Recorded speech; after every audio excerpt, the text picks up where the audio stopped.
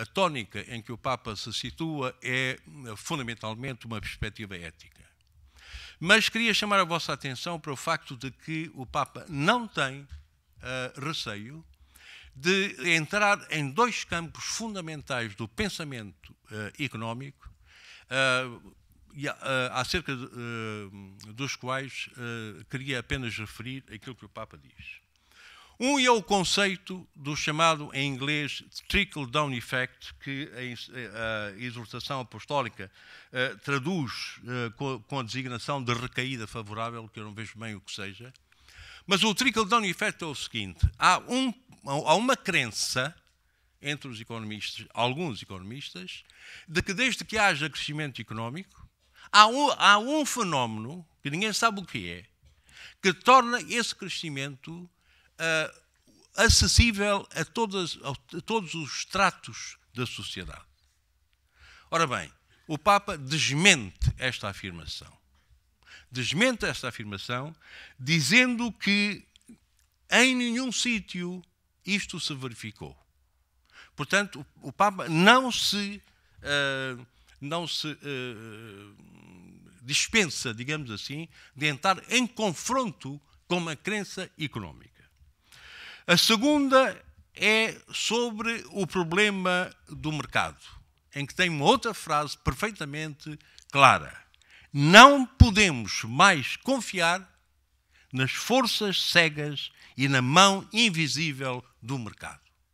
Mão invisível é qualquer coisa que está, digamos assim, é uma das grandes bandeiras do pensamento económico, só que, infelizmente, muito mal aproveitada, uma vez que o autor desse conceito de mão invisível, que realiza as coisas em termos justos, esse autor até escreveu um livro sobre a ética na economia, de que ninguém fala. Só falam do outro, que é a riqueza das nações. Bom, eu passava por cima de várias coisas para terminar com um ponto sobre o qual eu venho falando há muito tempo e tive um gosto especialíssimo em encontrar neste documento do Papa. É o seguinte. Para mim, uma das causas graves da desordem em que se encontra a economia e a sociedade no nosso país e no mundo é porque há pessoas que acreditam nos princípios, mas não conhecem que os princípios não são um conjunto de ideias avulsas, mas são um conjunto hierarquizado de ideias, de orientações. O que quer dizer que há princípios mais importantes que outros.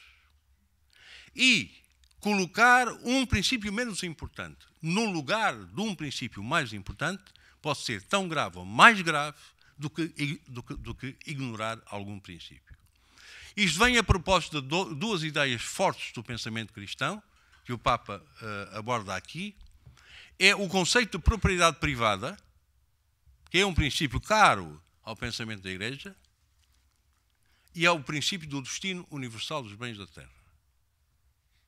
Nós defendemos o princípio da propriedade privada como se ele fosse mais importante do que o princípio do destino universal dos bens da terra. Ora, o pensamento da Igreja sempre disse, e o Papa agora insiste uma vez mais, que o princípio da propriedade privada não pode contrariar o princípio do destino universal dos bens da terra, que nos dizem que Deus criou os bens para o uso de todos os homens e mulheres, claro. Se não pode haver capitalismo sem estes vícios, é evidentemente que não tem possibilidades de sobreviver em concordância com estas exigências éticas. Eu ouvi uma conferência do cardeal Reinhard Marx. Não sei se sabem quem é. O cardeal Reinhard Marx é cardeal é arcebispo de Munique, portanto, um sucessor, mesmo que não direto, do Bento XVI.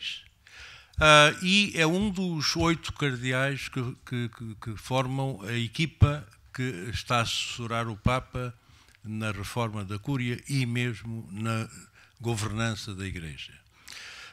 Ele é alguém que... Ele chama-se Marx e escreveu um livro que se chama Das Kapital, que é precisamente...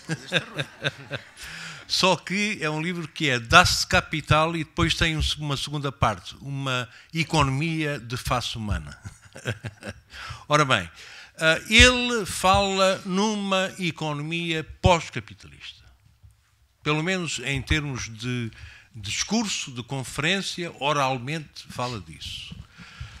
Mas eu penso que quem leva a sério este documento do Papa tem por cima dos seus ombros, estou a falar dos cristãos, tem por cima dos seus ombros uma tarefa verdadeiramente de uma revolução intelectual. Num campo da economia, embora nós saibamos que há por aí já um grupo de economistas célebres que já têm para si que a atual teoria económica não serve. Não encontraram ainda uma teoria alternativa. Mas já é um ponto importante saber que não há dúvidas de que esta economia não serve.